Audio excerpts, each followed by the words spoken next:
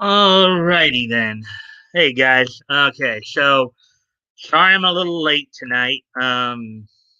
Had a bit of a family situation that I had to tend to. And that's all I'm gonna really say about that. So that's why I was late tonight. Hey ATC, I see that you're on. Um,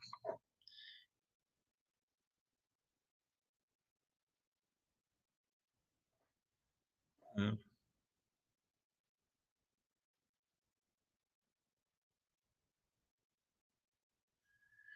so anyways, how you doing today, ATC? Um,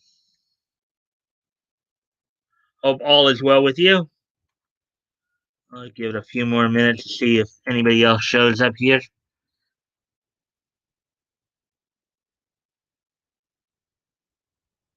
We got a third person here. Hey, Leto.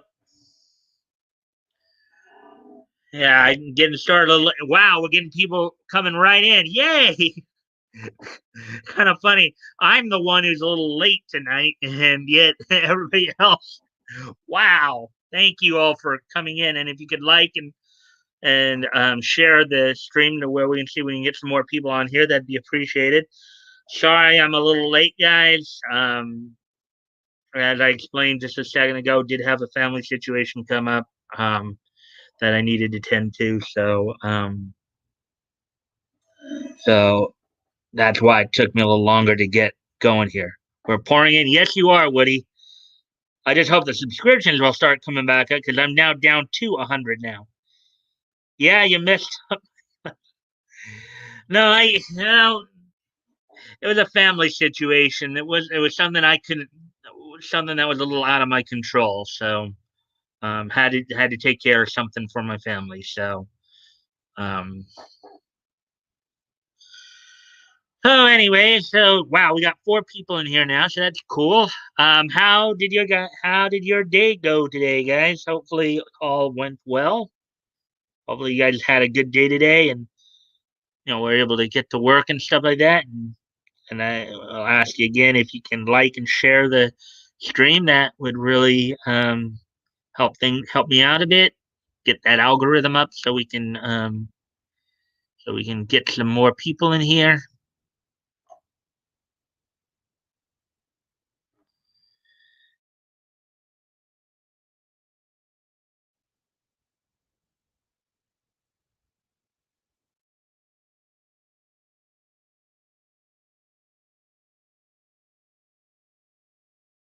Just resetting some stuff here. So okay, so let's see now.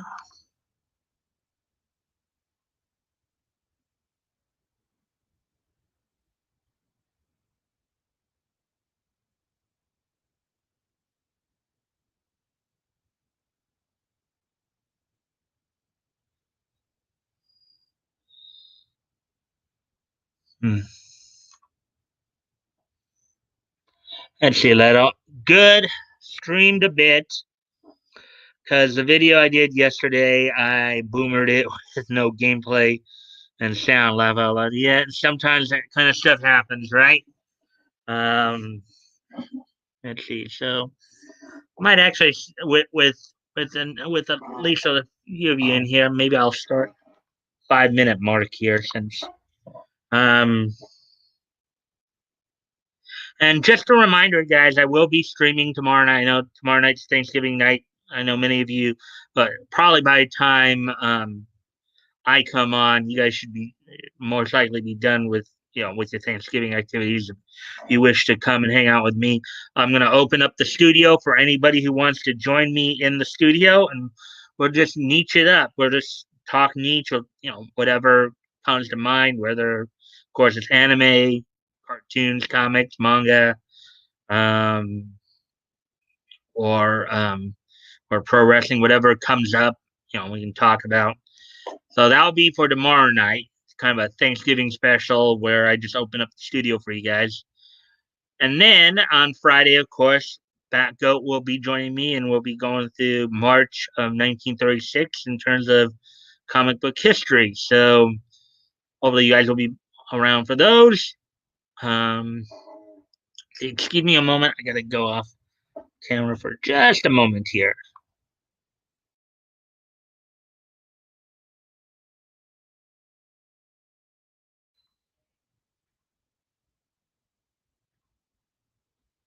I'll be at work, but I'll tune in um, to get get yeah the numbers.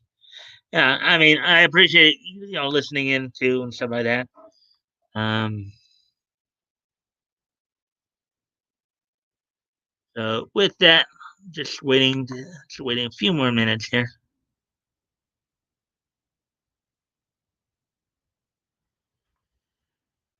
So what about the rest of you, Woody? ATC, anything exciting happen for you guys today? Because I know Leto told us about his streaming. Did you guys have anything exciting happen for you guys today as well? Or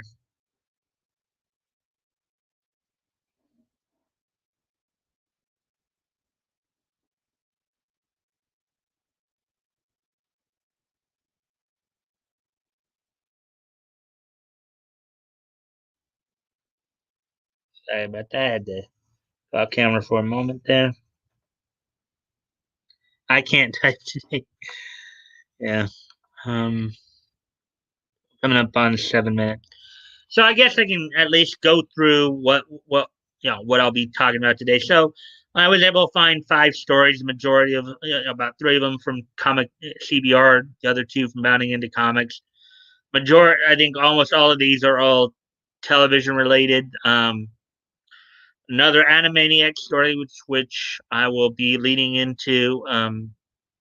Then we have a story on Netflix's showing of Spider-Man and His Amazing Friends. Also, some manga news in terms of an app, and then a couple articles. One on the Netflix Green Lantern series, and then and another one I believe as well. But I'll probably get to that soon enough. Well, that's pretty much what's on tap for tonight. So I got 5 stories, and of course, this day in each history. We get around to it. So, yeah. So I guess I will just get started. Then we're at the 8 minute mark. So, got at least 4 of us in here now. So let's take a look at the first story. Then the Animaniac story.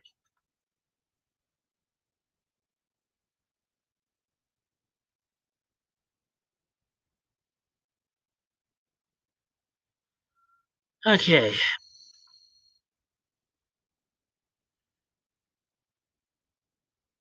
So Animaniacs producers explain why now is the right time for a revival series. Animaniacs EPs, which I'm guessing means executive producers, Wellesley Wild and Gabe Swar explained why the revival offers respite to its viewers, the influence of current animation, and more.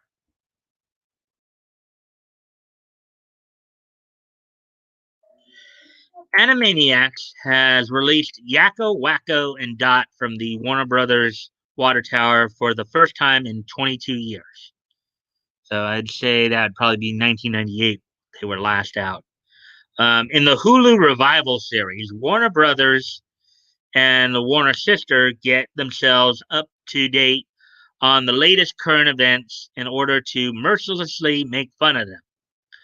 And according to producers Wellesley Wild and Gabe Swar, that's exactly why now is the right time for a revival series. And of course, during its initial run, that's exactly what it did too. It would just basically lampoon, modern day pop culture. So, excuse me again. Sorry, guys. Gonna go off camera one more time here. All right.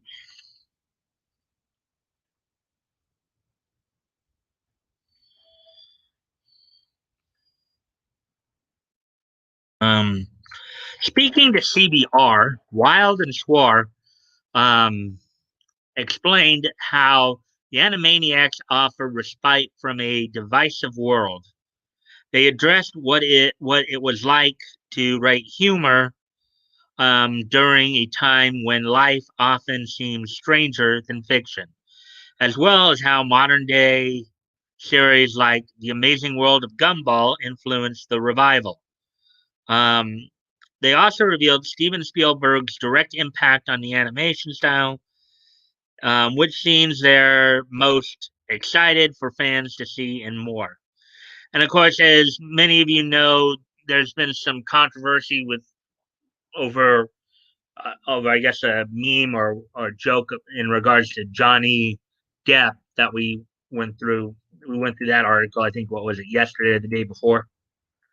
So I guess here's the interview, or here's portions of the interview. CBR, why now? Why what made today's climate the right time for an Animaniacs revival? Wellesley Wild, the comfort that so the comfort that the nostalgia provides in these ridiculously polarizing times. I think the show has an easy entry point. It goes it's got a lot, it's got a Looney Tunesy kind of feel. It doesn't over challenge or overtax you so much. Just going back to my regular voice, I'm not going to do voices for this. Um, at the end of the day, the exhausting interactions with our world, it provides some comfort. Also, Warner Brothers and Amblin want to make a lot of money. From CBR again, the past 5 years or so have been pretty wild. So I'm wondering, how does one approach satire when life seems stranger than fiction? Wild. I think it's about the degrees of meta, you know. Um, I think meta is like Greek for beyond or superior. I think at some point you reach a level of meta where nothing makes sense anymore. And then you have to redefine what meta is. So we didn't go that far, but yeah, when the show is as self aware as Animaniacs is, you have to be self aware of your self awareness. You know what I mean? So yeah, I think we had to take a step back from the original just in terms of the approach to satire. There's been so many shows since Animaniacs has been off the air and that have changed the comedic climate and tone of things. So we tried to keep up and maybe even be a little ahead of that for kids and their parents' laughs. Um, yeah, I think what they also realize is, because I think, obviously, I think some of the stuff that was happening in the 90s version, they may not get away with today, you know. And I know, Flash has talked about that idea in terms of, it just doesn't seem like a lot of these SJWs have a sense of humor or something like that.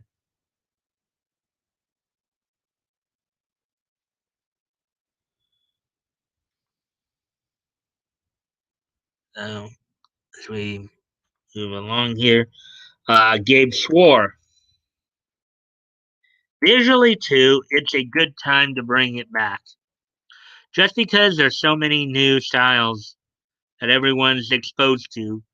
So to try to bring those in as other influences, wild, yeah, like the Amazing World of Gumball. The visual variety um, is like a buffet, you know. That's a great example of a show that sort of brought things forward. Comedically, visually, there's a lot of gumballs. I mean, I love Gumball. I think it's amazing. Really? You love Gumball? Really? That's not. And I'm not saying that as a critique of Amazing World. I've never actually seen Amazing World of Gumball, but what I'm what I'm being sarcastic about is, yeah, we know you love Gumball. You've referenced it quite a few times already. So, it's like that seems to go without saying. Obviously, animation technology has recently. This is back to the interviewer. Obviously, animation technology has really evolved since Animaniacs ended in 1998. So, How did that impact the way you developed a new look and feel for these beloved characters? Sure. Well, actually, we did a development process where we did a bunch of different takes of the characters and styles. And out of that, like shown to Steven and then Steven and in parentheses, usually they put parentheses in there. It means they didn't necessarily use the last name when they spoke, but it's to give you an idea of who they're talking about. He wasn't very happy with straying too far from the original. So we had to go back and look at the original shows and figure out what was the best of the best. Um, there was a studio called TMS back in the day that outsourced all their animation, and it was a Japanese studio called Tokyo Movies, basically TMS Entertainment. I've seen that before too. That was our favorite. And then we found out that there was also Steven's favorite. So we really leaned in design wise to them. Um, then, as far as animation style, I mean, you have to do full animation. That's what the original show was. So this is very high. A lot of labor intensive drawing went into keeping the characters feel really alive. Sounds like these guys do a lot more work than the comic book industry. Don't you guys think so? These guys are actually more into it. Um, then outside of the main characters, we tried to push other styles and new ways of doing things as much as we could. So the ones that aren't specifically like the core, what we call the core style, we call them off core. Um, they're visually different. And then Wild here, yeah, and Gabe did an incredible job of harnessing all the new technology and animation and recreating the sort of hand drawn feel that takes us back to the original WB cartoons. Let's see what you guys are saying in response to what I've read so far here. Yeah. Action, toys, channel. Back laugh out loud. I was talking to my wife about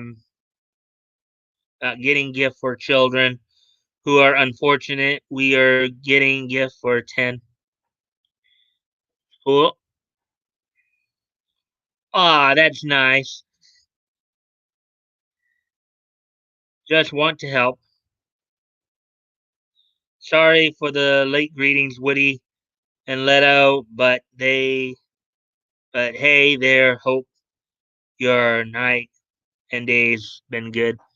Yeah, yeah. So, yeah. So ATC had some family stuff to take care of. I had some family stuff to take care of. Seems like it's a night of taking care of your family, huh? Uh, yeah, I follow a lot of Twitter artists and animators that have been commissioned do special scenes. They may be woke, but giving people work. I guess that's a good point. So CBR asks in this question, what is one thing you cannot wait for audiences to see? Swar, the variety. That's what I'm excited about. And then Wild, God, it's hard. It's so hard to say. There's a sequence in a segment called the Tuning, um, that has a pretty cool K-pop song. The song and Gabe, the animation style was amazing. Yeah, I would say that's what um, I'm most excited about. I guess off the top of my head, Animaniac stars Jess Harnell, Maurice LaMarche, Tress McNeil, and Rob Paulson. Season one of the revival arrives on Hulu November 20th. Okay, well, November 20th, I believe passed. That was what, Friday? Last Friday, so it's already on. Um, just in case you guys didn't know, Jess Harnell, of course, voices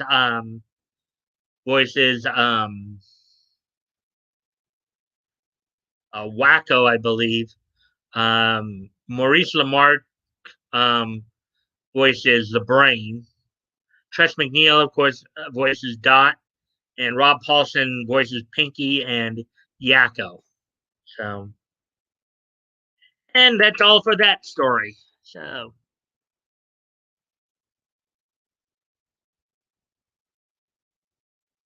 let's see what you guys may have to say about. Now, I guess I can go to the next. Ready for the next story here. Doing that. Minutes, okay.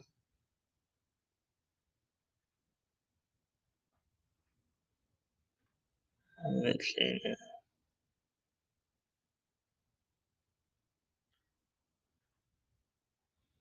All right. So, any you guys have any more comments about that last story about the Animaniac story?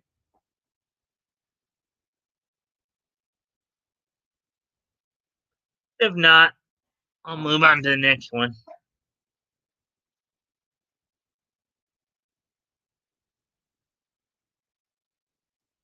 Going, going, gone. On to this next story then.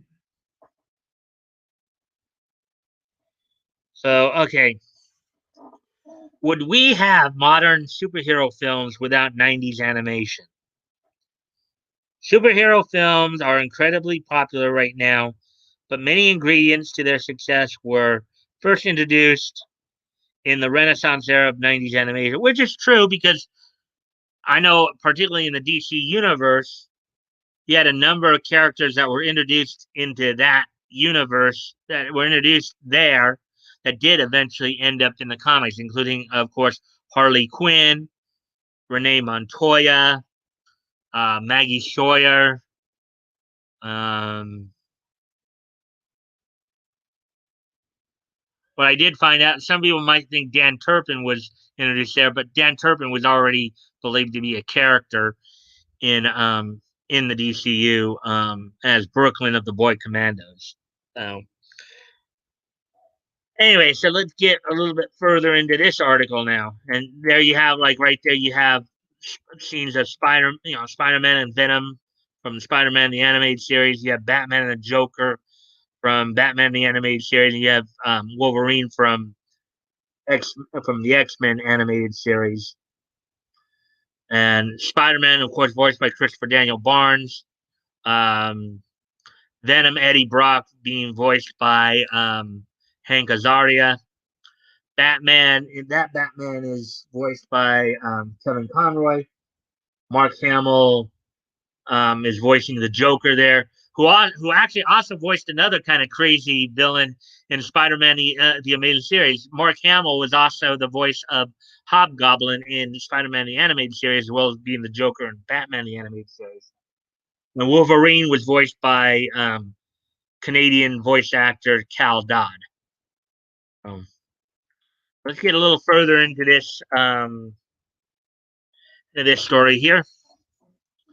Marvel superhero blockbusters have dominated the box office for years, going back to the days of Blade, the original X-Men, and Sam Raimi's Spider-Man. But the foundation of which they were built was actually laid almost a decade earlier. While nothing would have been possible without the comics in the first place, the revolutionary era of 90s animation had a big hand in charting the genre's course to the big screen. Animated versions of DC, well, I would have to agree with that because there was quite a bit of good storytelling in those 90s series as well. Quite a bit of good, writing and storytelling. So,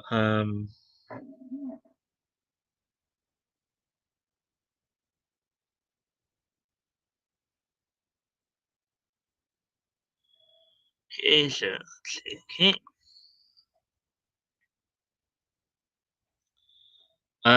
Animated versions of DC and Marvel's pantheon of characters appeared during the Silver Age of comic books, mostly as Saturday morning cartoons aimed at children.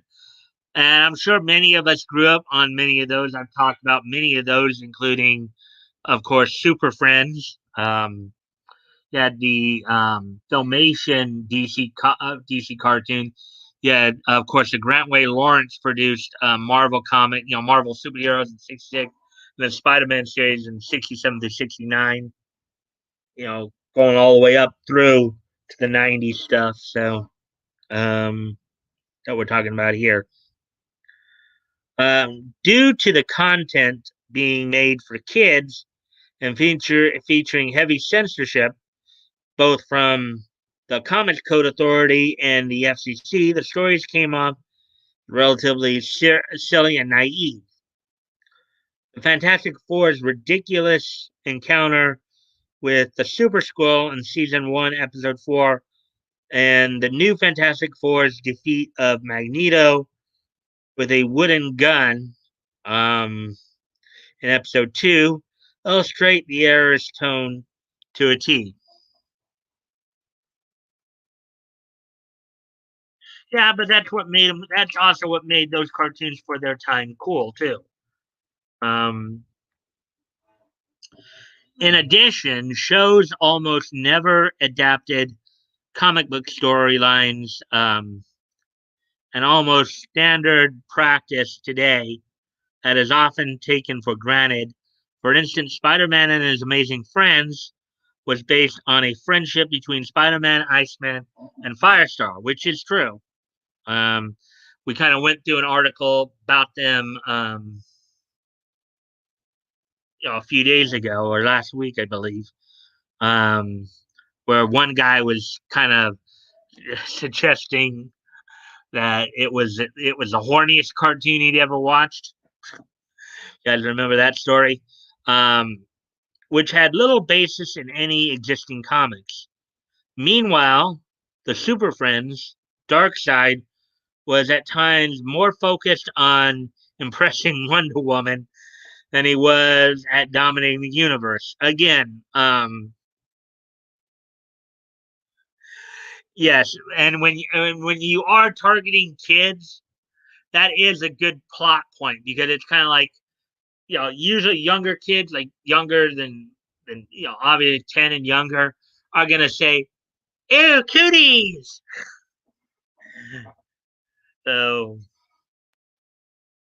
the Wonder Woman's rebuffs of um, no, Darkseid, I don't want to marry you. You got cuties. Uh, anyways, let's see.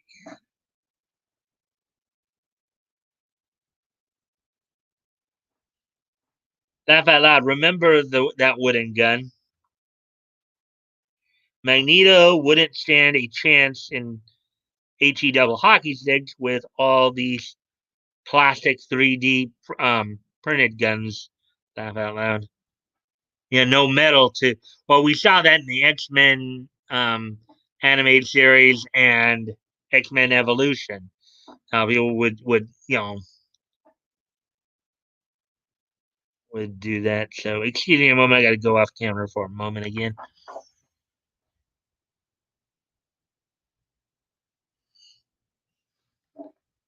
Alrighty then.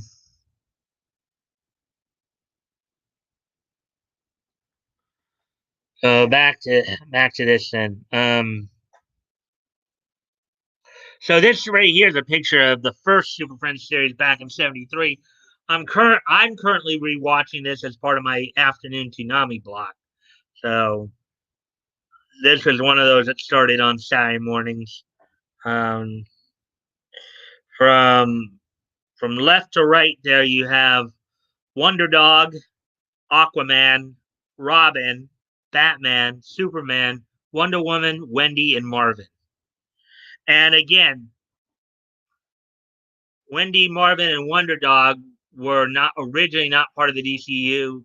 They were brought into the DCU after being introduced on the Super Friends, as well as Zan and Jaina in the later series. Um,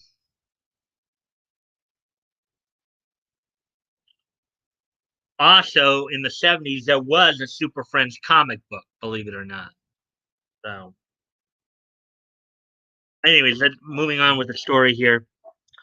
Um, the style began to change, at least for Marvel, when Margaret Lash, I'm guessing that's how you pronounce her name, Loesch or Lash. I believe it's Lash because I believe Dana Lash also spelled that way. Um, Became head of both Marvel Productions and Fox Kids. Despite the immense marketing potential of superheroes, um, Marvel was facing bankruptcy at the time, having to sell the rights to some of their most valuable properties just to stay afloat. Lash was passionate about the value of Marvel's portfolio and championed the creation of the now well known X Men the Animated Series. However, Lash and her creative team want to do something different this time around. The new vision was described most succinctly by showrunner Eric Lewald when remembering the over the top voices some actors tried during casting sessions. In parentheses here, the actors thought they want to do something goofy and childish. Lewald said they didn't get it. So, and that is true. I mean, the X Men, the '90s X Men series did have more of a serious. It seemed like it was actually geared more towards older kids than anything else. Maybe like middle school and older, as opposed to like the real young kids. I remember watching that. I watched like X Men the animated series and Spider Man the animated series. So both of those that came out around that time. Excuse me once again, guys. Sorry.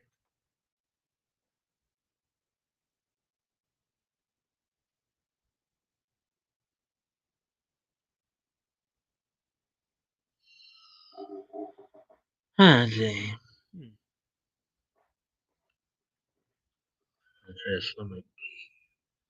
All right. Well, anyways, I'm back.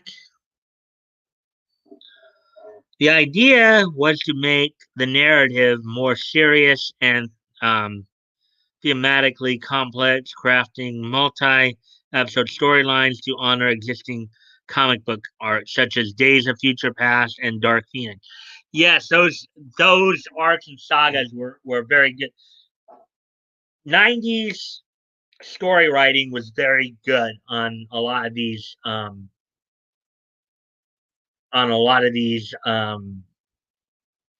series. Now I know Marvel Action Hour, which was Iron Man, Fantastic Four, and Incredible Hulk. Those were a little more episodic. In the Hulk's case, you still had the ongoing theme of Bruce Banner trying to cure himself of the gamma radiation. But overall, they had a lot of good writing and a lot of good storytelling here, you know, in these, and they didn't get too preachy about it either, like you would see today. I think they got the point across very well without, insulting people or turning people away from their message because, they didn't agree with them. The crew often faced increased production costs associated with the interconnected episodes that troubled the studio, and many claim to asked have risked termination because they oppose the demand to dumb it down or make it younger. Um, their resolve was rewarded when the first season skyrocketed to the upper echelon of television ratings, drawing viewership numbers close to that of a primetime show, um, than a Saturday morning serial. Here you see, of course, Scott Summers and Jean Grey here. Um, well, the Jean Grey in this series, I know was voiced by Catherine Disher, who also was Dr. Natalie Lambert in Forever Night. I don't remember off the top of my head who Scott Summers was voiced by. Um, but anyways, so continue. Let's see. If anything,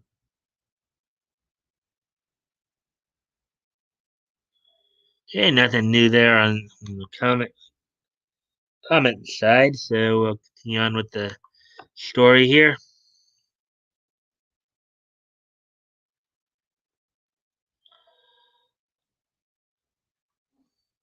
Several years later, wasn't several, it was more like 2 years. So X-Men the animated series came out in 92. And then they followed that up with Spider-Man the animated series in 94. So it was only 2 years. It wasn't like several years. It was more like 2 years.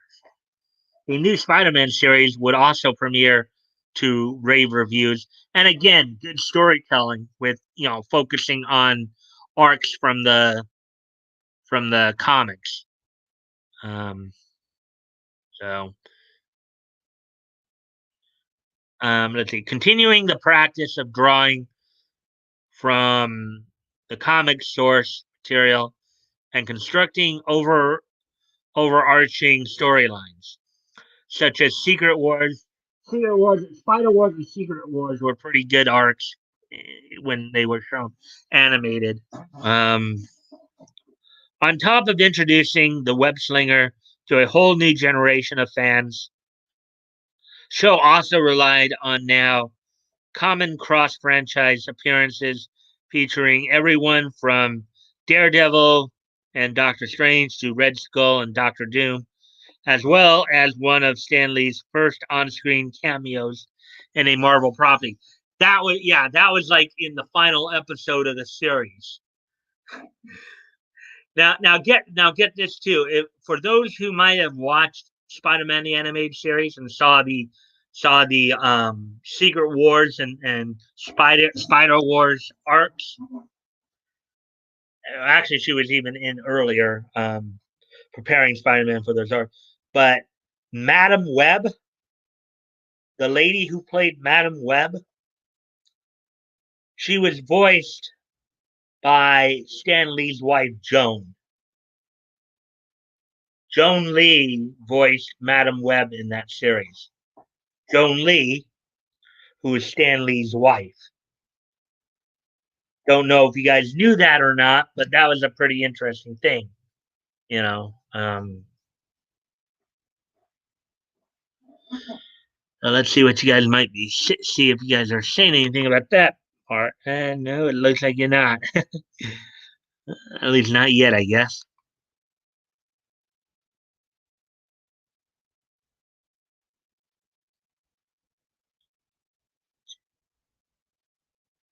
So continuing on with the article here, then. Um, though the X-Men show also had characters from other properties, Spider-Man the animated series was always more proactive, employing the tactic evidenced by the animated X-Men appearing on an episode of Spider-Man instead of the other way around. Yeah, and the funny thing is that they did in a much in more of the Spider-Man animation style too. Um, so it even pulled off what can be argued to be the first on-screen Spider-Verse crossover event when the final season's last two episodes had Peter team up with alternate versions of himself to save the multiverse. Yes, the Spider Wars arc is what they're talking about.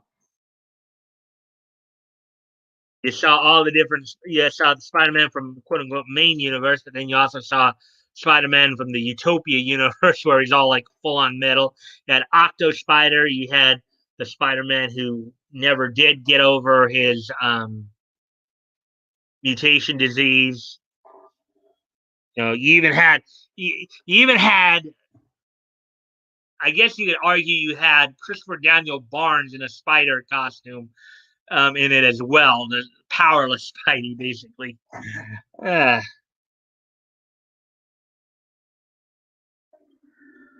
Spider-Man showrunner John Semper and writer Stan Berkowitz are also more bullish on the animated series connection to the later live-action films. In a 25th anniversary panel, that would have been last year, in fact, Berkowitz suggested, with Semper's support, that producer Avi Arad, um, who owned the character at the time, used the show to better understand the process of adapting Spider-Man for a feature film. At the same panel, Semper also claimed the idea of portraying Blade, another one of the show's many cameos, as a half vampire hybrid was initially his. This depiction of Blade seemed to influence the feature film, whether intentional or not. And here's a scene from the episode "Make a Wish." This is a sweet episode. I remember this episode. Basically, um, this was this is Madam Web's way of trying to teach Spider to have the faith of a child. Basically, when Robbie Robertson had passed along the letter to the letter for Spider-Man to Peter. So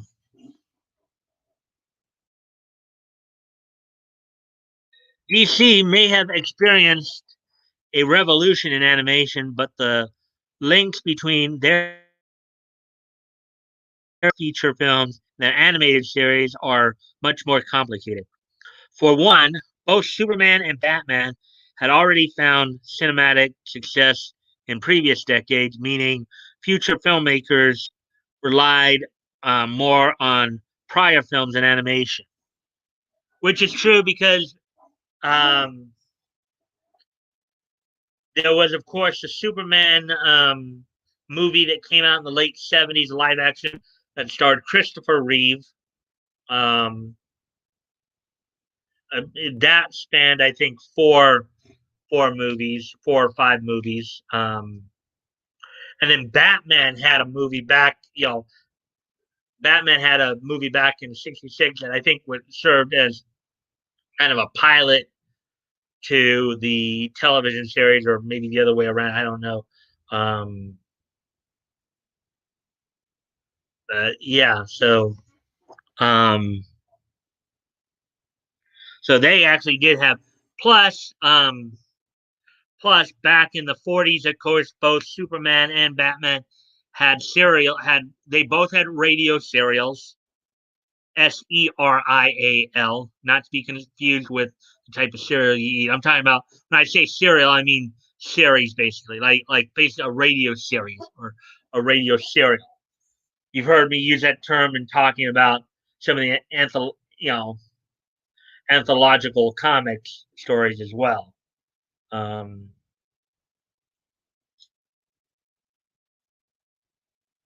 so, and Batman also had like a. They both had radio serials. They had movie serials as well. Um, Superman, one of his first cartoons, is actually by Fleischer Studios in like I think it was 41, 42 around there.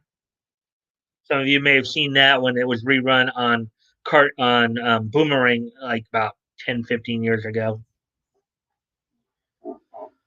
So, anyways, on with the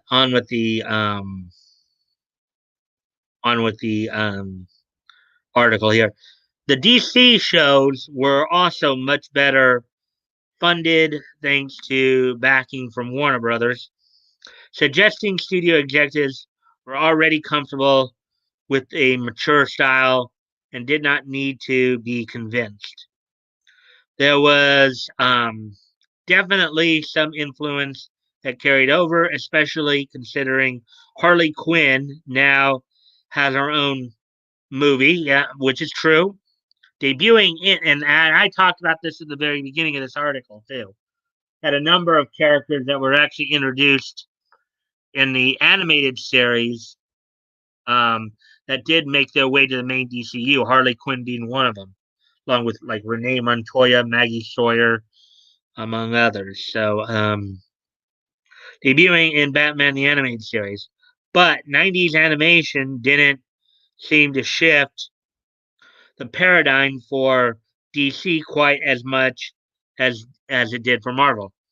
In fact, going back to the idea of being introduced in the cartoons first and then being transitioned into the main, Static also did that. If you guys remember Static Shock from the late 90s, he was originally a cartoon that was, and from what I understand, Static was also on DC's Vertigo imprint, as I recall. So the comic of Static. Anyways, let's see.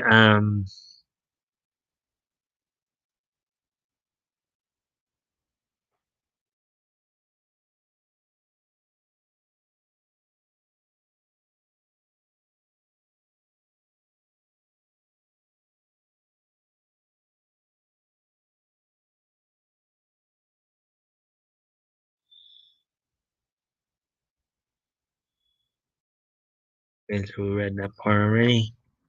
Let's see.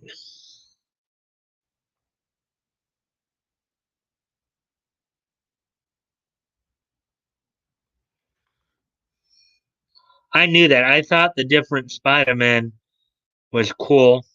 Okay. I play a lot of fighting games, and the '90s Marvel cartoons were popular. Um, the fighting games came out along with it. Um, Made me really want to know the characters. Hmm. And the '90s cartoons were very good. Got 5 people in here now. Yay, 5 people. Um, And as a reminder, if you guys can like and share, that'd be appreciated if you haven't already. And if you haven't subscribed yet, it'd be subscriptions are also appreciated as well. Um, Hope you guys are enjoying the stream thus far as we continue on. Here, let me just get this last. Um, like Marvel superheroes and Marvel versus Capcom. Mm-hmm. Anonymity. Anonymity, anonymity, anonymity. Hey, hey, just getting home, about to eat something. Hey, yeah, I saw you on Come Geek Some's stream earlier, Anonymity. I was on there this morning.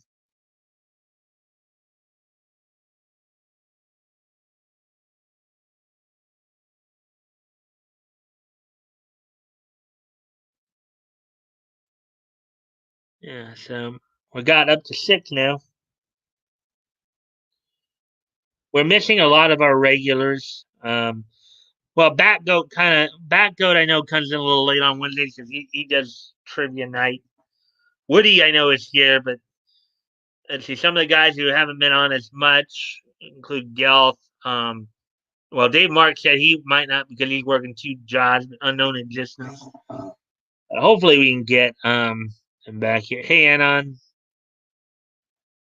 anonymity. How goes it? Oh yeah, I had to leave to get ready before that one ended. Ha ha ha. Yeah. Oh, now I got four people. Some geek some looks good with that beard. Yeah, I'd say he's a pretty cool guy. I kind of did a little promotion. Hopefully he'll, I know it's a little more difficult for him because, of course, when I come on, it's 7 p.m. Pacific here where I'm at, 10 p.m. Eastern here in the states. But then you get over to England, it's like 3 a.m. when my stream starts. So that's kind of why I hadn't reached out as much to him for like even in Action Toys and Leto and we. That's why I hadn't really reached out to him as much for interviews and stuff because I knew it would be pretty late for him. But I hope he can come and check us out at some point. Him and Sammy. I like Sammy too, and I've tried to get Sammy on too because I know he's on late at times. But yeah, he's been a little more under the radar of late. So, anyways, back to the article here. Therefore, it's no surprise um, that the two live action films that kickstarted the modern era of superhero films were X Men and Spider Man. The innovators of the preceding animation era, since then, Marvel films have made a point of telling compelling stories with flawed individuals, incorporating comic book references, and integrating the properties into one shared universe. Um, well, DC did that too with the DCAU. So DCAU, MCAU. These ideas may have seemed absolutely revolutionary when all the major heroes united in the Avengers, but there was also simple animation evidence that such storytelling would appeal to the mainstream audiences. The days of random stories that just happen to feature Marvel heroes are long gone. Yeah, I'd have to agree with that because again, they're marketing more towards older kids, teenagers, adults. Um,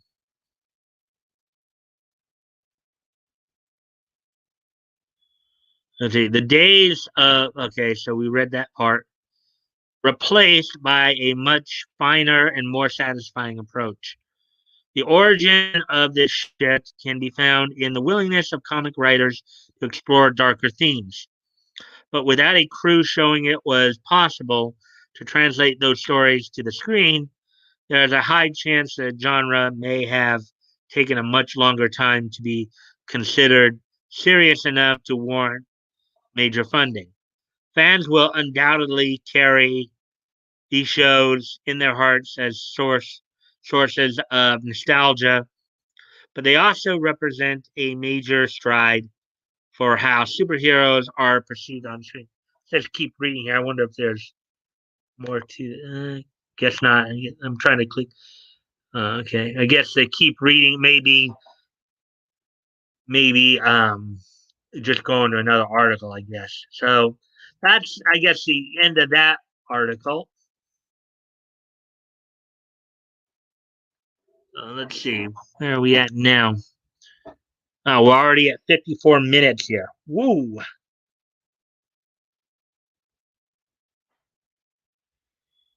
think SD Sammy is on vacation with family during holiday. Well, I know he went on vacation like a few weeks ago, but I think he came back. Um, I think he's been doing some posts with his little sister or some. Yeah, that was a couple weeks ago. Anonymity. I do. Yeah, I know that because I saw that too. I just haven't had as much a chance to talk to him because his schedule's been crazy. As I said, he's been kind of flying under the radar a little bit more. I haven't seen. I think he's been involved with other people's streams, but hasn't really done a lot of streaming himself, at least from what I can tell. But um, but would like to get him on to hang out and stuff like that, as with a lot of people. I know Hero Hey, even though he's still doing videos, he hasn't been streaming at all the last few months. So he's been doing very short videos, and his focus has become more on hot on VTubers. Um, so, anyways, getting on, going on to probably the next article that I'll read here, which is coming from anime. Well,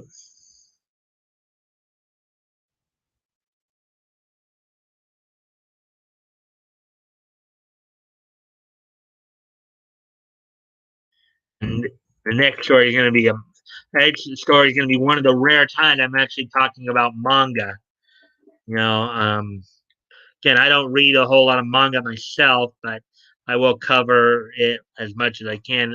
With to the extent I know. But for me, manga is more connected to anime because I know that manga is directly the source material for anime. So, anyways, so here we go. Mangamo. Manga subscriptions app rolls out for Android with two new titles. So the general see.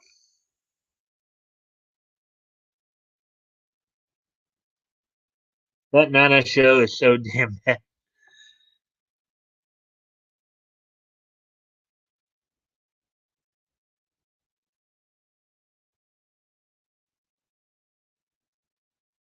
Didn't YouTube kind of take his ability to stream for a couple months for Hero Hey? I don't know. I didn't hear anything about that. I don't know if he got suspended like for streaming. I didn't hear anything like that.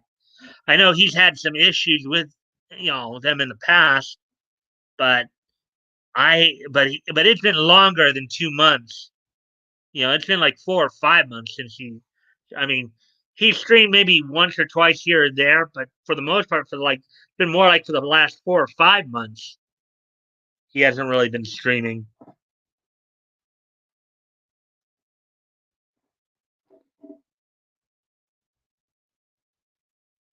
Think he was getting false strike. Yeah, because sometimes the cancel culture would go after him. Um, but I think it's cleared up, and I'm pretty sure he's just a working boy. Yeah, I get that. I know he's been busy with work. I know he's also busy trying to establish his own news website, Niannet, which I think is even though he hasn't been putting up a lot of stories on it. Maybe get one story up every few months. It seems like last time I checked. Last time I checked, the last updated story he had was the one involving the Chris Thurman voice actor and his shenanigans.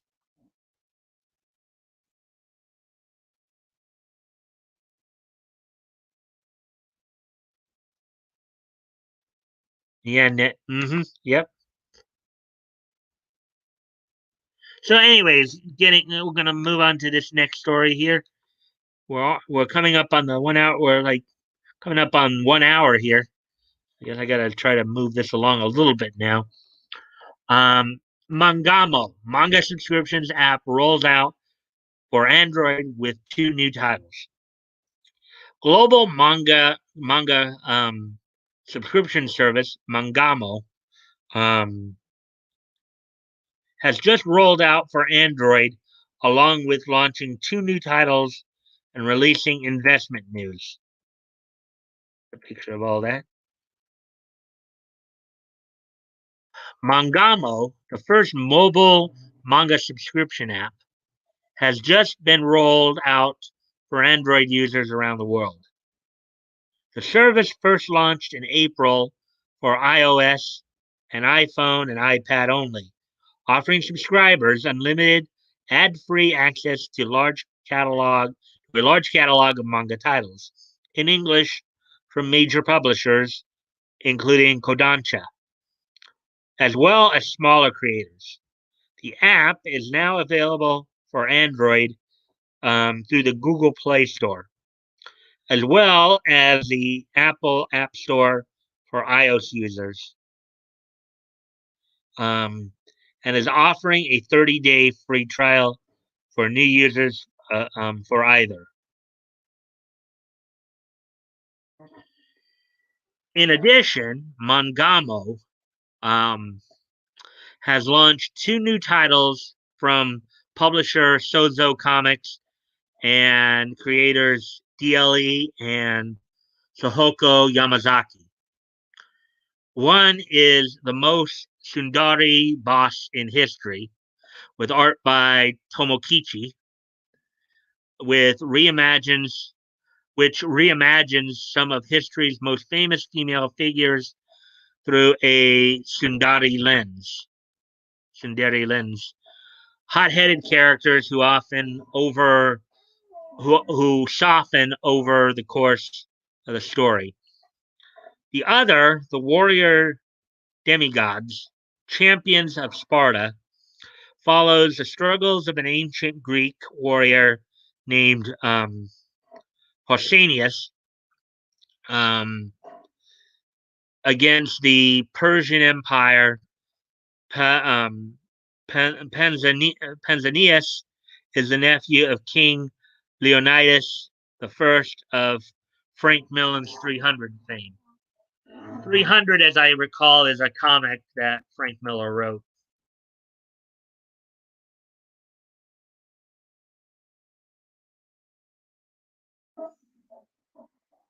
These new titles are available alongside Fire Force, Attack on Titan, The Seven Deadly Sins, Fairy Tail, Ghost in the Shell, Standalone Complex, In Spectre, um, Knights of Sidonia, and Gene Demi-Human, as well as manga based on current current anime hits like Japan Sinks 2020, Arte, Dropkick on My Devil.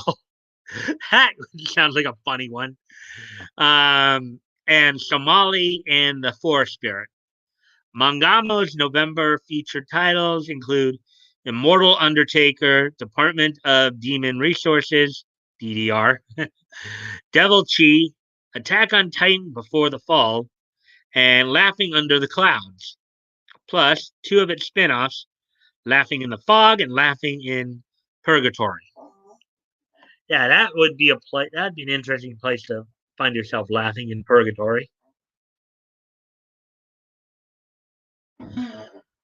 Let's see.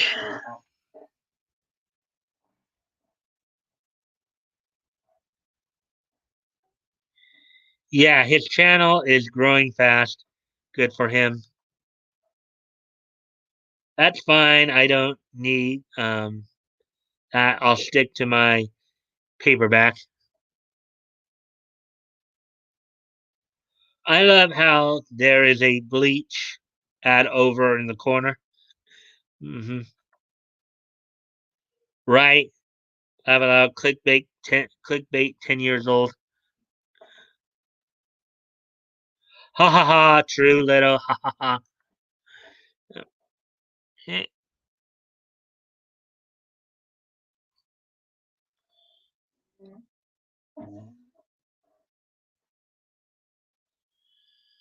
The app has also increased its chapter release output since April, bringing out new installments of over 100 titles on a regular basis. Um, the new chapter release schedule can be found on the website shared on social media on the app's Explore page.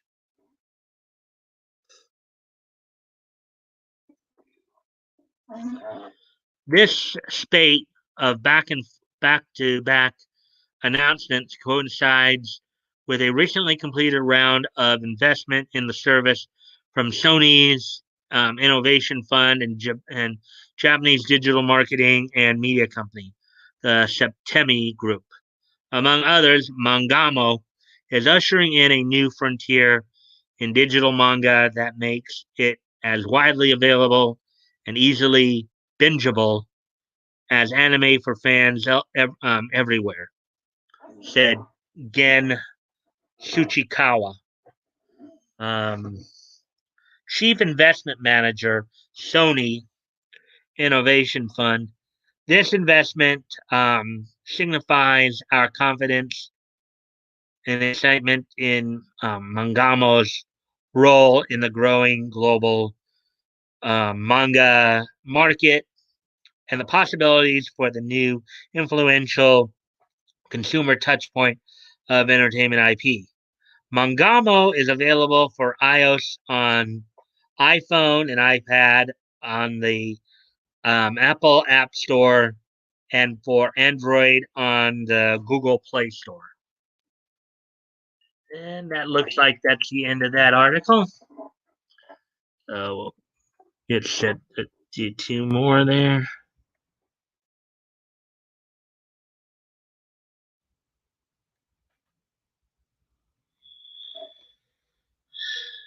Okay, here we go.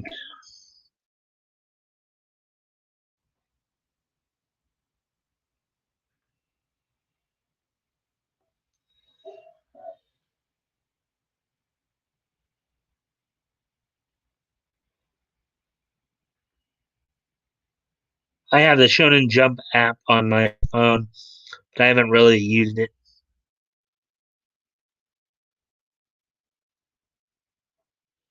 We can keep shifting back and forth between 4 and 6.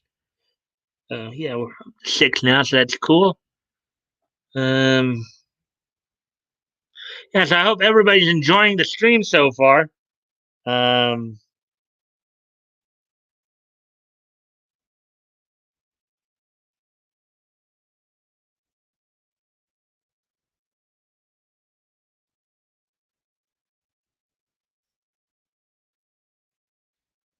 that pic of the samurai is the way I look at my wife after she farts. Okay. Um, that scene is actually from Spider-Man and His Amazing Friends, which I guess is now being shown on Netflix. Um,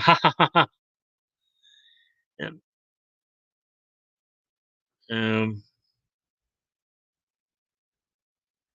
so let's look at this article then.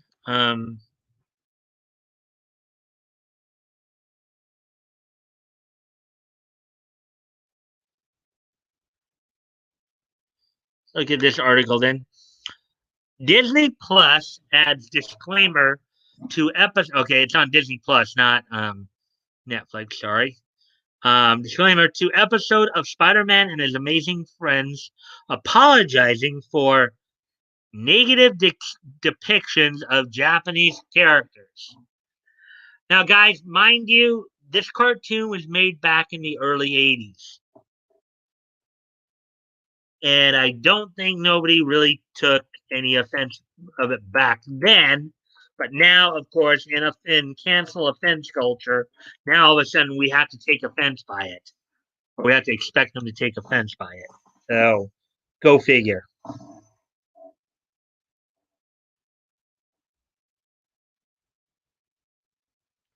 So here we go.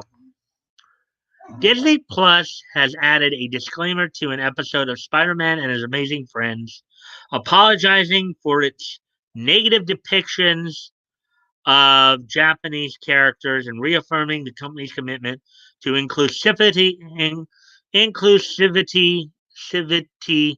and diversity.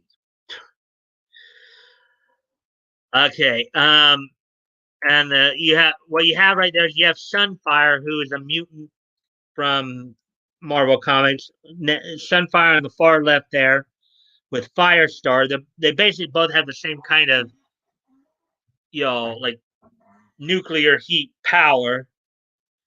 I don't remember who Sunfire was voiced by, but I do remember that Firestar was voiced by Kathy Garver, who would later voiced Miss America in the um in the Spider-Man the animated series arc. I think it was the Secret Six or something like that. It was about the six legendary warriors that Captain America was part of during World War II.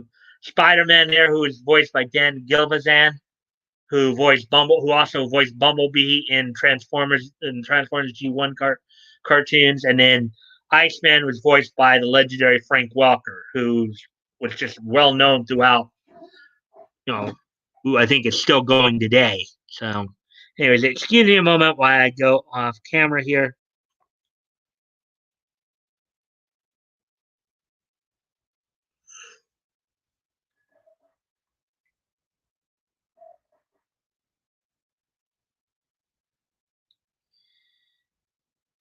Being half Asian myself, the most disgusting part about these SJWs is claiming all this stuff is so bad when I know a few who used to personally call me some pretty bad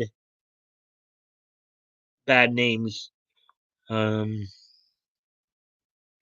I don't care if characters are portrayed in any particular way, as long as it's just story, you know. Um, $50 on it. Um, that everyone involved is white. Haha. um, yeah. I don't know. I think the guy who may have voiced Sunfire may have actually been Japanese. I can take a quick peek at that.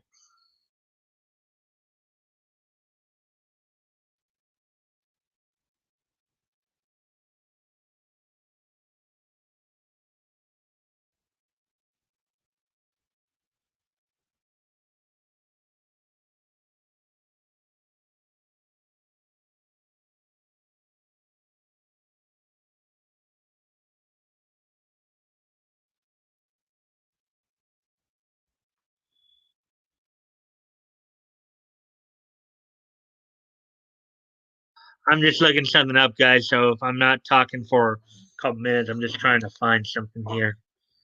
See if I can. Oh, there we go. There's the episode. See if I can find. Okay, so the episode that we're talking about, of course, is Sunfire. It was episode 4 of season 1, which aired on October 3rd, 1981. So that was basically 4 days before my 6th birthday. So let's see now. Okay, so I was actually wrong. Um, Jerry Dexter was the one who voiced Sunfire, aka Shiro Yoshida, and I think he is white. Jerry Dexter also voiced Aqualad in the Filmation Aquaman series. Uh, um,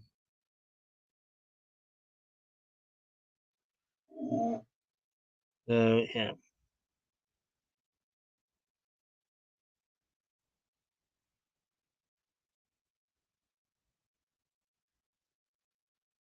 Right, I can see them putting a warning message for a Speedy Gonzalez one day, um, saying sorry if you're Latinx and watching this.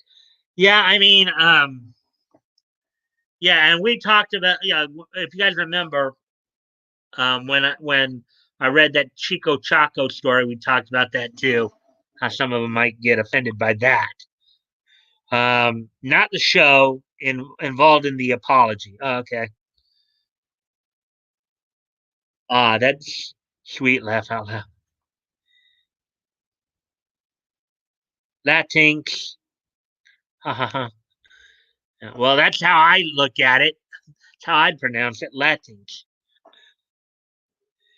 Anyways, but look, that's 80s animation right there. This show came, as I said, came out in 1981. So that's from like 40 years ago, 39 years ago. So the episode Sunfire, which of course I just read off some of the information there, features an appearance by the eponymous mutant hero who falls in love with Starfire. Okay, it's actually Firestar, not Starfire. Dude, a writer doesn't know. And yes, I know I just said a swear word, but I'm being facetious here. So, and request her help in powering the fusion reactor, a device built by his uncle Genju, um, which he believes can convert the pair's mutant energies into a supply of unlimited energy, much to the benefit of the entire planet. However, Sunfire's uncle soon reveals that his true intention was to use their powers in order to fulfill his own dreams of world domination. Ha ha ha ha. Um, which leads a New York City show, which leads to a New York City showdown between the four heroes and Genju's skyscraper-sized fire robot. And there's that fire robot right there, and there's Spidey on top of the or on the water tank right there.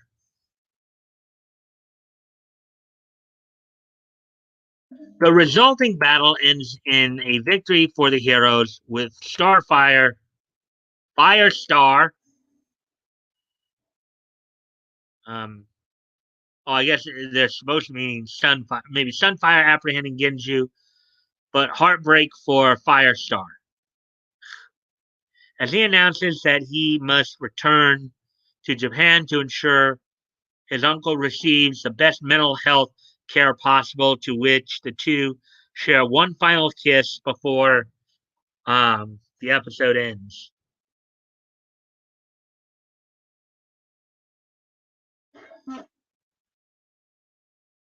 With the series addition to Disney Plus, Sunfire now bears a 12-second disclaimer before the episode officially plays officially plays, which warns viewers that this program includes negative depictions and or mistreatment of people or cultures. No, it doesn't. Twit. Oh man, you twit. Nobody at the time the show was produced, nobody was thinking that, you dumb piece of.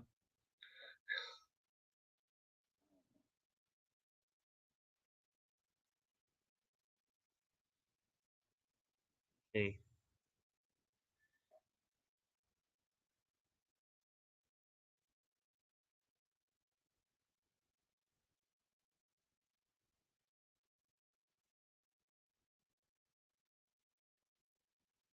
Same here, Mike. Haha, just a funny word.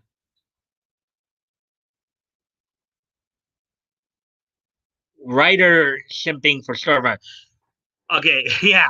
Starfire's not even in. Starfire's a character from DC. Okay, it's Sunfire and Firestar.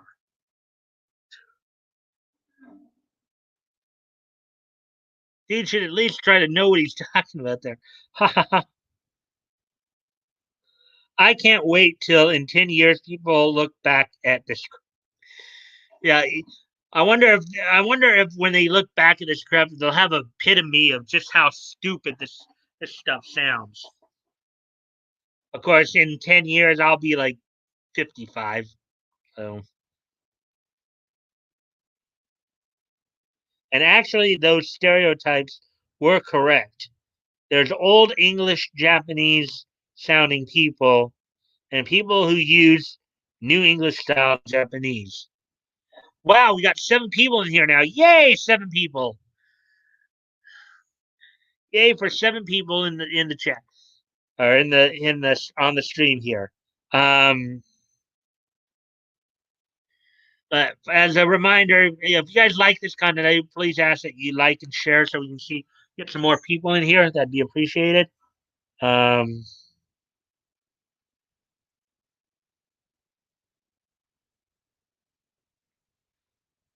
okay, let's see. 30 years, everybody will be a homogenous color and look back at this like, what is a stereotype? And then I guess a smiley face from anonymity. Yeah. So, anyways,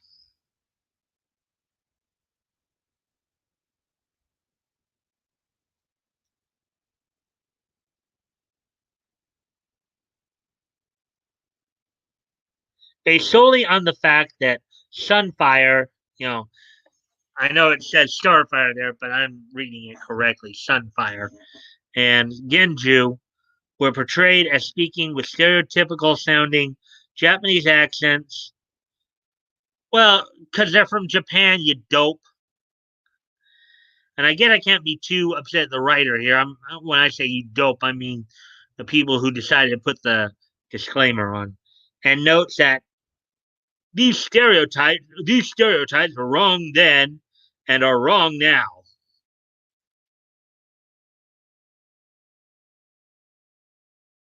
Rather than remove this content, we want to acknowledge its harmful impact, learn from it, and spark conversation to create a more inclusive future together.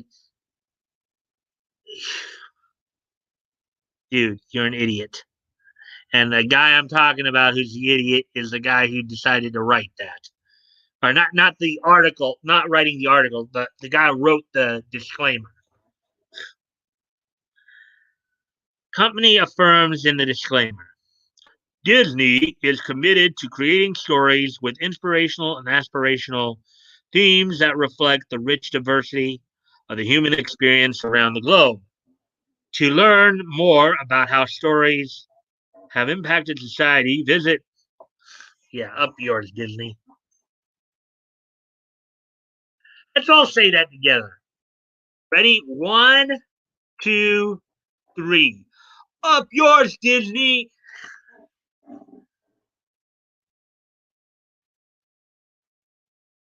Let's see here. That South Park episode with the future people. Oh yeah, the future people laugh out loud. They took our gerbs. Quit being futurist. The samurai helmet is racist towards Gundam head figures. Uh, up yours, up yours, Disney, up yours. Yeah. Anyways, give me a sec. I gotta go off camera here for a real moment.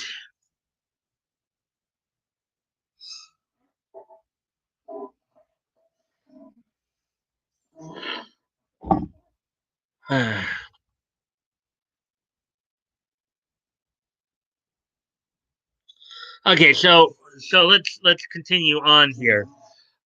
Curiously, while this episode received a new disclaimer, was otherwise unaltered. Another episode, The Quest of the Red Skull, was completely removed from Disney Plus due to the episode heavy featuring of Nazi imagery, including swastikas, cries of Hail Hitler, and an on-screen depiction of Adolf Hitler.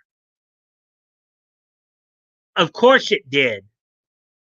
It was the episode where Captain America was the guest star on the show.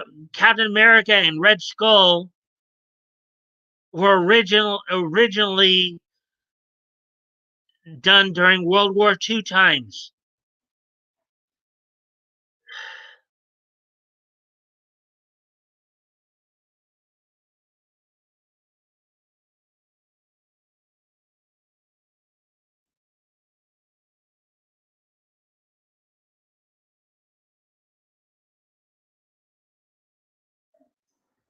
dude, people who are like doing this kind of censorship garbage. They they need to understand the story context, the context of the story, and the context of the time period in which it was happening in. Oh, I'm still off camera. Sorry about that. Well, before I come, right? Sorry about that. I didn't even realize I was still off camera.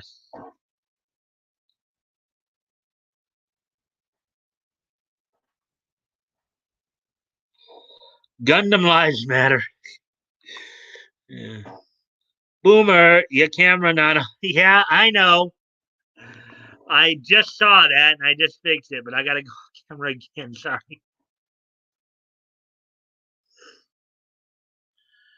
Sometimes looking at this dippy logic of theirs just can get to you.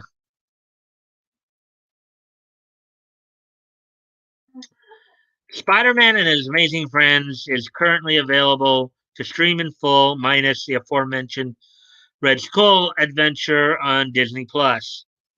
What do you make of this disclaimer? Do you consider Sunfire and Genji's appearance to be racist? Let us know your thoughts on. I think the disclaimer is stupid, and no, I don't think the depiction is racist.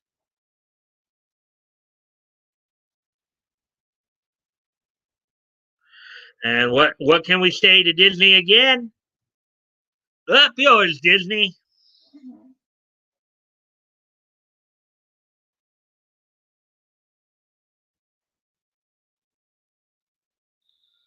I like the picture of Spidey just watching Hitler.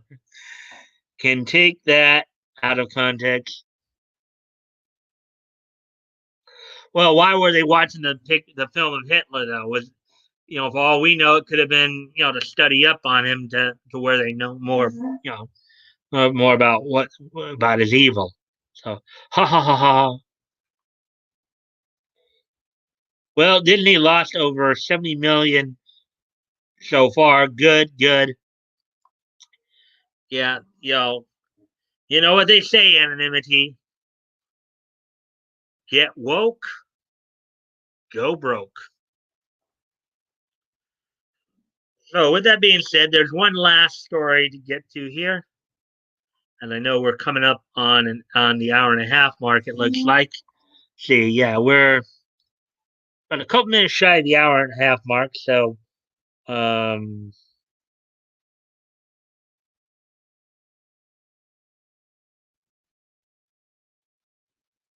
nah, 7 billion, 7 billion, and that's just on the Mulan film.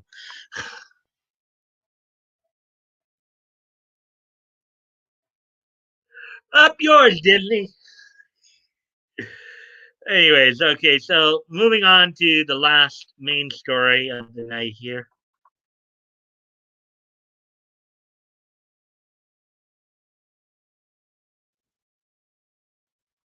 Excuse me one more time here.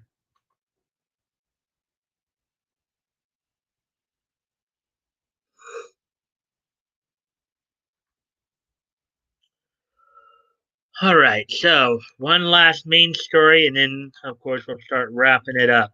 Um,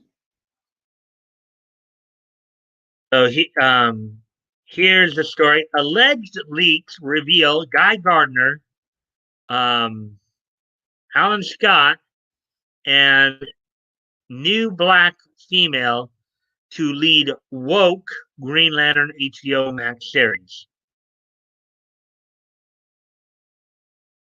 So it's not going to be John Stewart involved or Hal Jordan, of course. It'll be Guy Gardner, Alan Scott, and a new black female. Let's see what all this is about. And I don't know if you guys remember, but there was a story that I think I covered a while back where they were going to depict Alan Scott as being, gay. So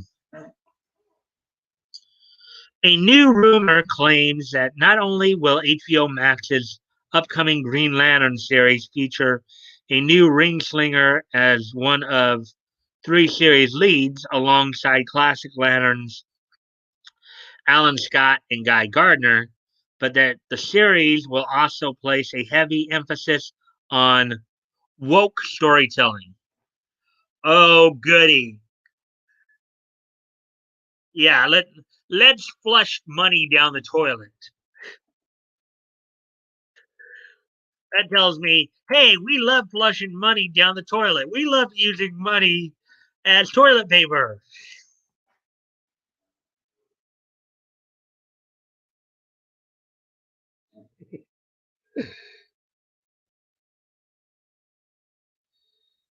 Here we go again. Lame. Yep, lame. Uh, yeah, it's now down to three of us. Just Leto, Anonymity, and me, I guess. I don't know what happened to everybody else.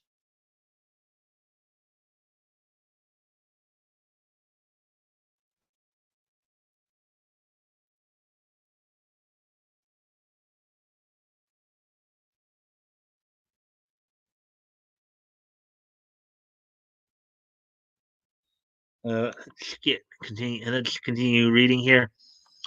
The first rumor surrounding Green Lantern's casting was published on November 19th, the last Thursday, when the Illuminati um, announced that they had uncovered exclusive info about the characters and direction of the upcoming Green Lantern HBO Max series. Specifically, alleged character details regarding the series leads Lanterns Alan Scott, Guy Gardner, and new character Bree Jarta. Uh, here's is Guy Gardner. So Guy Gardner. This is the Guy Gardner comic picture there. Guy's description reveals he is the testosterone fueled white male foil to the other cast members, described as a hulking mask of masculinity and hyper patriotic, like classic action hero or pop culture icon of the 80s, which, from what I understand, is kind of, you know, well, he was a bit more considered more of a dunce. Many of the other Green Lanterns didn't care for him too much. I mean, as seen in his appearances on, I think, Batman Brave and the Bold, the cartoon from back in the late 2000s there, about 10 years ago. So, the description also says Guy is a likable family man who just also happens to be a hot tempered partier and alpha male accused of hiding his pain.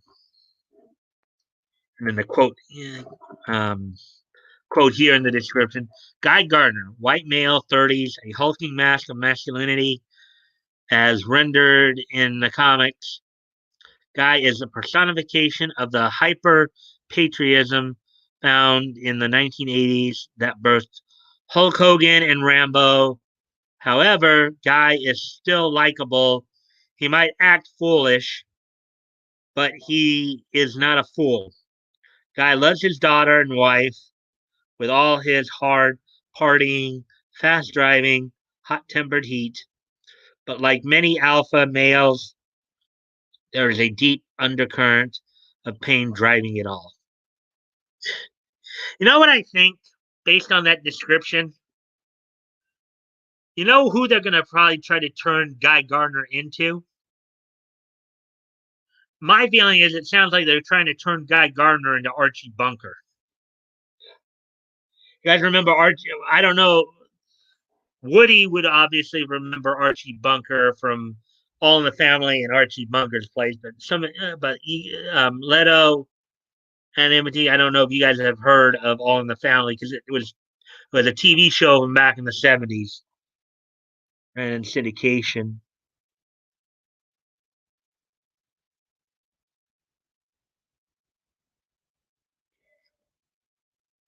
Right.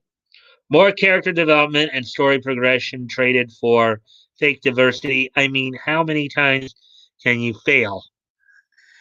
Until they're out in the streets, I would say anonymity. till they're out in the streets and they're begging people for money. Green Lantern movie, we messed up HBO Green Lantern. Um, hold my ring. Yeah, hold my ring or hold my beer. Right. Um, dozing off, wondering if you were still around there. They don't want to pay Uncle EBS, I bet. They make a janitor character cameo and name it Ethan for the series. Jabbing him. That synopsis or whatever. This new Green Lantern glows green when his grinder app goes off. Like the Slice of Life comics. Well, at least from what you saw in those 30s Slice of Life comics, actually were a lot better storytelling than this garbage. Ah.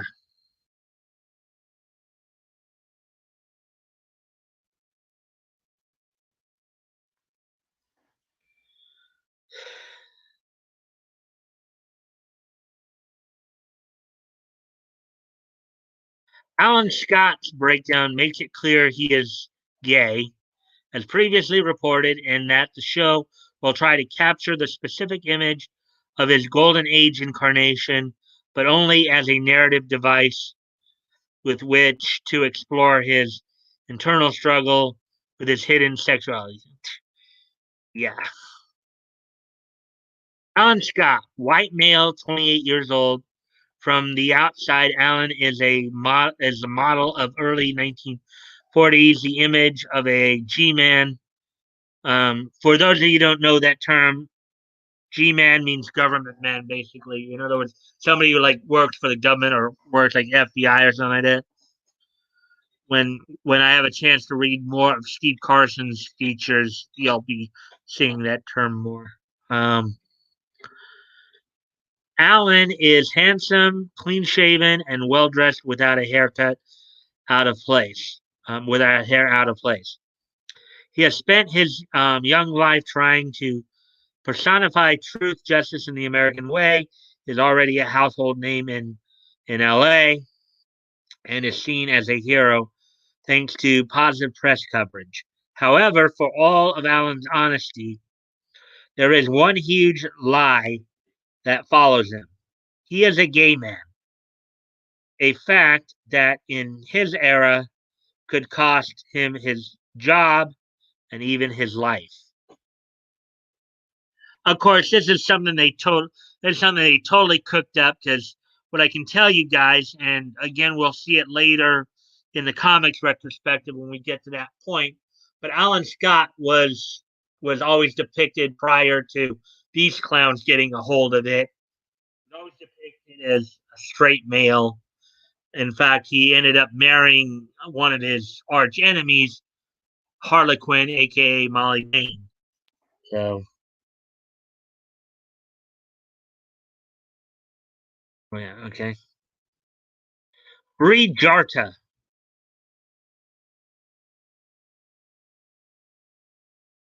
Then there is the HBO Max original creation, Bree Jarta, Guy Gardner's half human, half alien Lantern partner, who, according to her leaked character breakdown, worked hard to ignore her human side, was raised in an enlightened extraterrestrial society, and is a true believer in the core.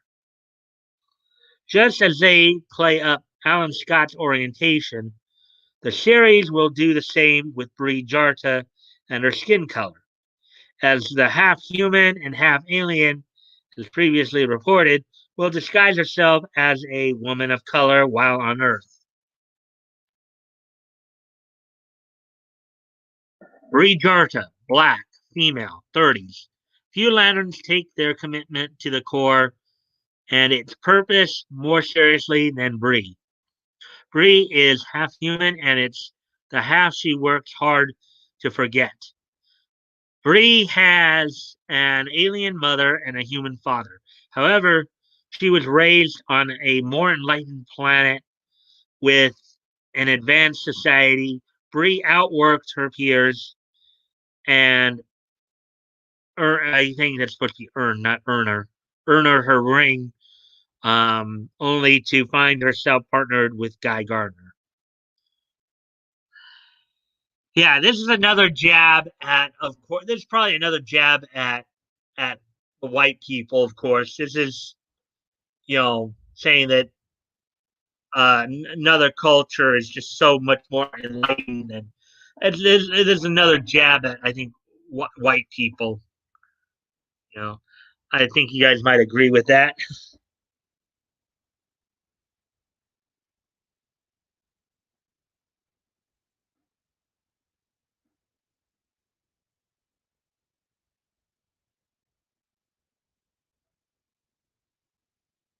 Yes, I remember Archie. You're only going to reference his old good qualities to brainwash you that it was because he was gay, in other words. They turn everything gay, literally. Yeah. Yeah, to push an agenda. Total BS, and I think everybody knows that. Starting to hate the name Bree more. Not because of the color of her skin, but by the woke of her character. Bree was raised by an enlightened culture that kicked her off the planet. Little late, sorry. Hey, Batgoat, we've been going through some interesting stories tonight. I know you're late. I was actually a few minutes late because I had some family stuff to take care of before the stream, but we went through a number of interesting stories tonight, so you can always look back on them. Hey, Batgoat. Later, Woody or Leto, Woody, Anon, Evening, Batgoat. Always, guys, if you guys can like and share the stream, that would be appreciated. Um,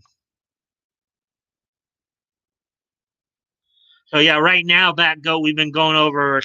This is the last of the 5 stories that I was doing tonight. I'm gonna have to hurry up because we're already coming up on 45. Right? It's basically about the Green Lantern, about the woke Green Lantern series premiering on um, on HBO Max. I'm gonna have to get it because we're already pretty late into this.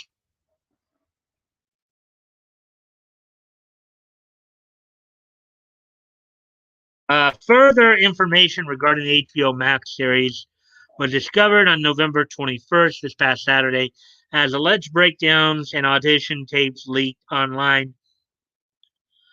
though they have since been removed from Vimeo, which I believe is some streaming service, where they were originally posted. The videos were thankfully transcribed by Cosmic Book News. One of the auditions reportedly depicted a scene in which Scott, pinned down by the press, is revealed to be an FBI agent who's being hailed as a hero for his recent killing of top mob boss, whose new celebrity is the talk of the town. They have. I'm not going to read this because we're running a little low on time here, but I guess here's the exchange from the show there. Other scenes allegedly see Scott punching a fellow agent for a gay joke and being told not delay in starting a family. His sexuality, an 8-year-old retcon only affecting Earth 2, looks like it will play out a consistently critical role in his storyline. Yeah, so basically, as I understand it, they retconned this back in 2012, making Alan Scott gay. Originally, he was not gay. As I've mentioned before, he was straight. He ended up marrying. He ended up actually marrying one of his arch enemies, Harlequin, Molly Main, as well as actually being married before to one of the Golden Age Flash's enemies, Thorn, Rose Canton and Thorn, um, where he basically fathered twins Obsidian and Jade. In another scene run through for a separate audition, Gardner and Jarta visit a southern restaurant whose owners proudly display and boast about a Confederate flag, where the latter is reportedly refused service because of her skin color.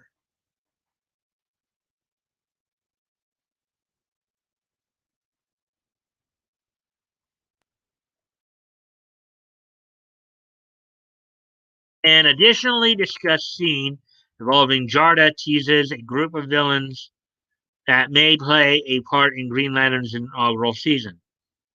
Jarda, talking to a superior officer, tries to insert herself into a mission to track down the Dominators, a race of aliens who killed several Lanterns, out of a sense of guilt for her absence during the slaughter.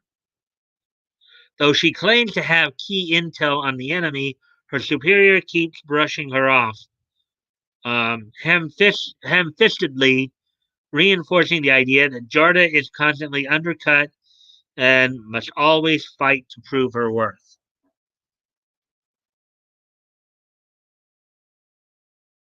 Judge for yourself, and then again, here's the dialogue there, but we're not going to read all that. Just I know got to get through this a little quicker here. The bromide at the end aside, the above scene introduces us to the Dominators, also called Dominion. They date back to 1967 and come from the far reaches of the universe. I believe when they say date back to 1967, that's probably when they were introduced in the comics during Hal Jordan's run, um, initial run. Although their biggest claim to fame is their part in the Invasion crossover, 88 by Keith Griffin, Bill Mantlo, and Todd McFarlane. Um, they have since been known to frequently tangle with the Legion of Superheroes.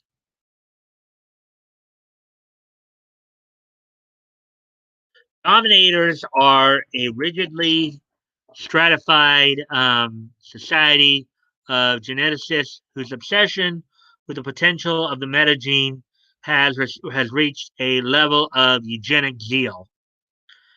Um, they've also met a backlash in the past over their design's resemblance to yellow peril Asian stereotypes that are taboo in modern comics.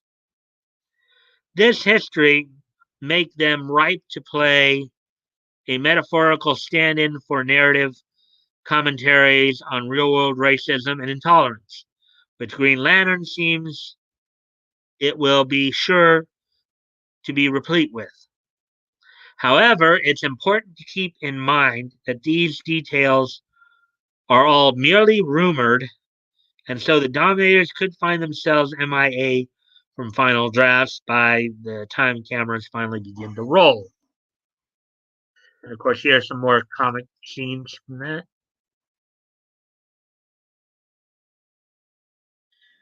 Headed up by Seth Grahame-Smith and Mark Guggenheim, and co-produced by Greg Berlanti, Green Lantern doesn't have a production start date or premiere date yet.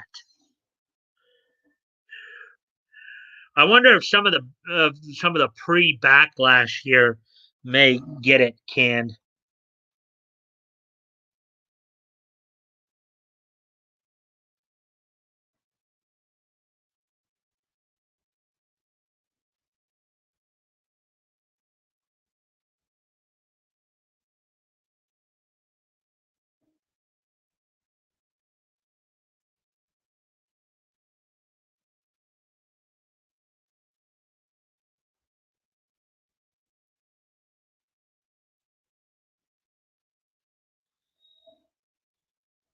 Let me see now.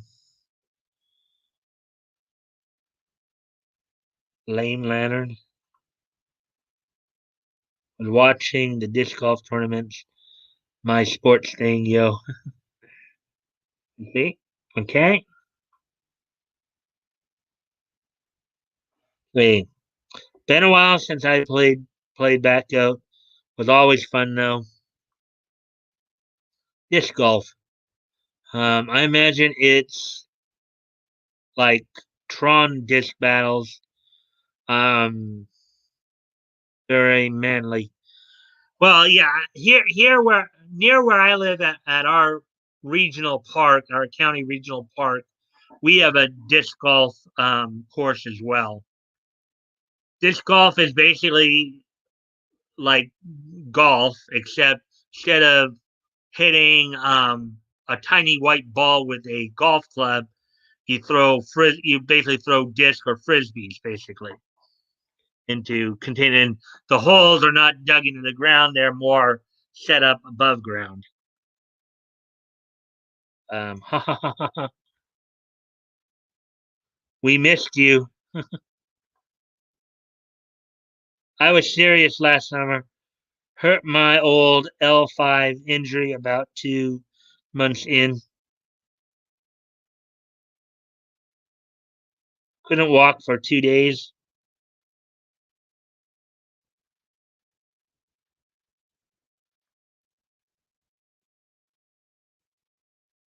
Fat goat, if you can, check out a chiropractor. He married his arch enemy. Well, no wonder he's gay. Well, she wasn't his arch enemy. She was a part of his rogues gallery in the golden age. And remember, this retcon of him becoming gay, as they said, was 8 years old. They did this in 2012, making him gay.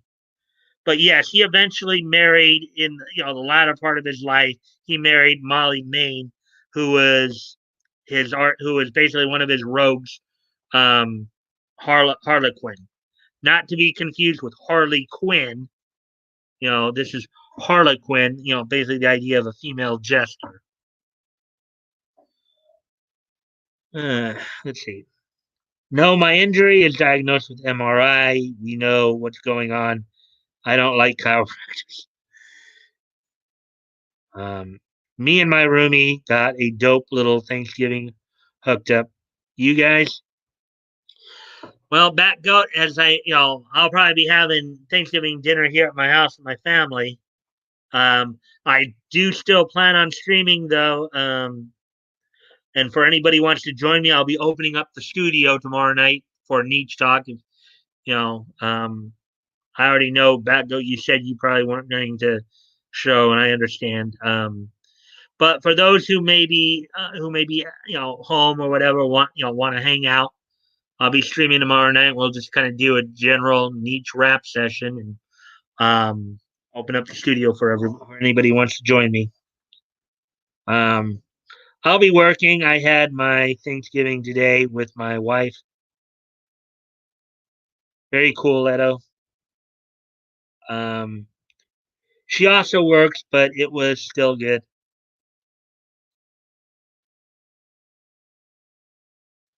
That was kind of fast. Let's see. I used to work as a medic on most holidays, kind of a duh thing. Duh. The lady friend is taking care of her meal, and all I have to do is show up and help with the jigsaw puzzle later on. Hmm. That sucks, Leto. Hang in there, bro. Ha ha ha, damn, man. Always. Prepping our meal. I suspect it will involve and include turkey, as Thanksgiving should.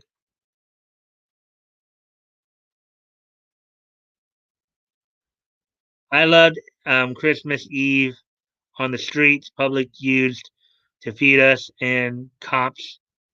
It was nice. Disc golf is for men, men, men, men, men. Manly men. You know the song. Men, men, men, men, men, manly men.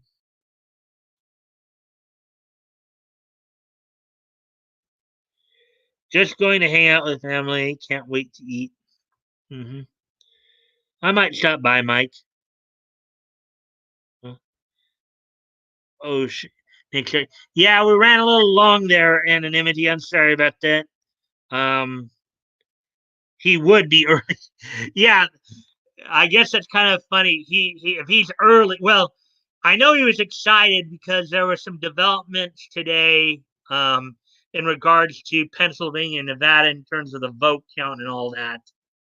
Um, so a Pennsylvania judge had, I guess, put some kind of temporary injunction preventing the state from completing the certification of the election results in Pennsylvania until a hearing on Friday, and then Nevada um, is also looking at possible evidence. I mean, there's a court case going on in Nevada where um, a judge may actually sit there and actually, the Trump's legal team may actually get a chance to present evidence. So that's what's going on with all that. I got both streams on now. Okay. I'll finish up quickly, guys. Don't worry. Oh, really now? Uh huh. Interesting. So, yeah, I saw him. He had a video about the Pennsylvania um, decision that came out today earlier, and I watched that. All right, guys. I know you guys want to get over to Nick's stream, so I'm going to go ahead and wrap this up. I'm going to wrap it up by, of course, doing this day in each history. We'll bang right through them. I'll make a few final announcements, and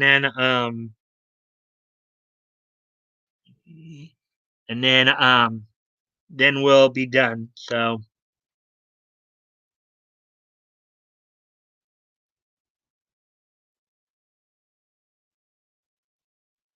alrighty then. So are you guys ready for niche history?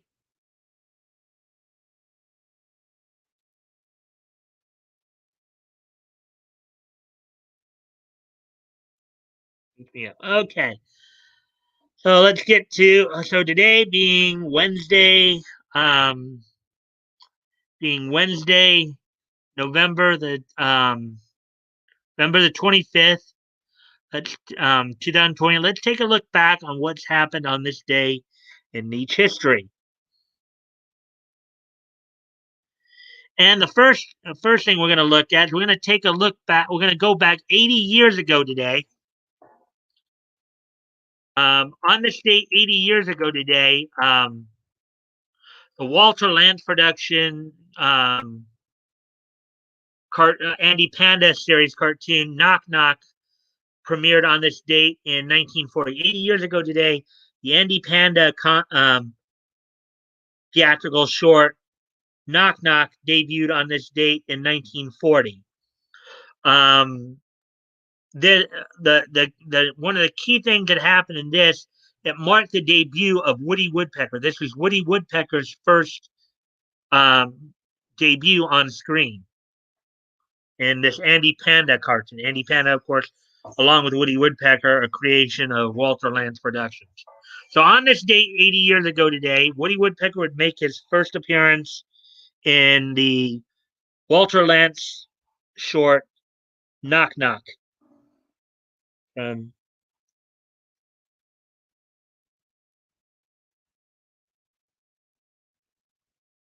let's see. I'm weirdly staying away from Nick during election. I can I can kind of handle Tim Pool. I'm really freaked out about this. Um, that goat, you check out Newsmax. Check out check that out for a little bit for positive Trump news. I would agree with that sentiment. Newsmax and OAN, One American News, are both pretty good on that. Come on, Bat Goat. Nick misses you. I might check Newsmax. Nick doesn't know me. Laugh out loud. Laugh out loud. Actually, he might know the prior late guy who sent him a blood pressure cuff last year. Um, Nick's covering only what hits the courts till they actually have it in the courts. Think everyone is going to be negative Nancy's. Well, yeah. Well, basically, a lot of these Democrat-run states are trying to make the courts mute by certifying the elections. That's what's been talked about. But anyways, so back to um, back to this day in each history here. So we're gonna move on to the next bit of niche history, which is this. I'd like to wish a happy birthday to Josh Lomberger, better known as Josh Matthews, the former WWE Tough Enough alumni, as well as currently a play-by-play commentator for Impact Wrestling. So I'd like to wish a happy 40th birthday to Josh Matthews, aka Josh Lomberger, aka Josh Matthews of Impact Wrestling. So moving on, then, as I said, we're gonna try to move through this stuff pretty quickly. Let me see.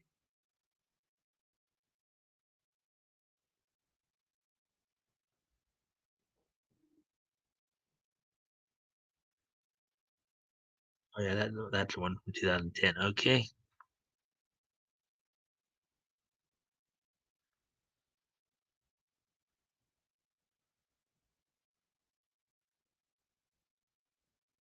Okay, so on this date, 10 years ago today, um, the the OVA the OVA Megane na Kanojo would premiere. Don't know what network. It doesn't say the network here, but the AIC studio um, produced OVA Megane na Kanojo would premiere on this date 10 years ago. Um, I'm watch or go mod um, on his new streams. Crazy, but it's cool. That goat is low key known in chat.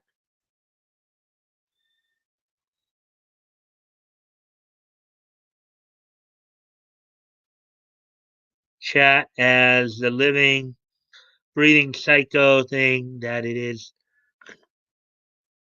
I'll check it out. So, anyways, now one more piece of Meets history to do, and then we'll be done, or just about done. On this date, 5 years ago today, um,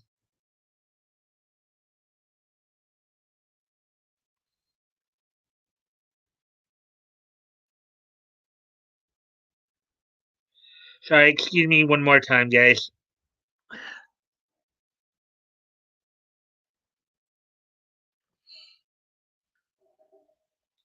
Ha ha ha ha ha.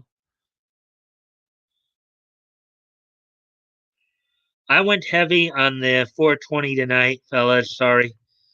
No problem. We're almost done, Bat Goat. I know I ran a little long, but I was even a little late getting on tonight because I had some family stuff come up. So, anyway, so on this date 5 years ago today, Dark Horse Comics would release on the newsstands the 20th issue of Conan the Avenger. On this date, 5 years ago today, the 20th issue of Conan the Avenger was put out on sale on the newsstand by Dark Horse Comics. And with that, guys, we've now come to an end of to the stream. Some final announcements before we leave here. Tomorrow night, I'm going to open up the studio for anybody who wants to join me to to chat, chat needs, chat whatever. Maybe we'll talk about how everybody's Thanksgiving was going. Maybe he share some Thanksgiving memories. Maybe talk, compare notes on some of our favorite Thanksgiving specials, holiday specials and all that. So tomorrow night will kind of be an open mic night, basically, or open studio night, where I'll share the link to the studio, and you guys can, anybody who wants to, can go ahead, come in and join me, and we'll just hang out. Friday, Bat Goat, you'll be my co-host as we look at March of 1936, which of course will include the debut of Popeye in a comic book, as well as Dr. Occult taking a bit of a vacation, for one issue away from DC, going under the name Dr. Mystic. Talk more about that tomorrow night. As in March, 3 comics debuted that month. So we'll be looking at those. So let me get the last of these comments and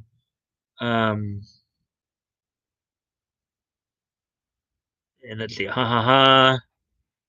I went to, yeah, we already know that. I'm always happy to be here, Mike. Yeah, thank you, Batgoat.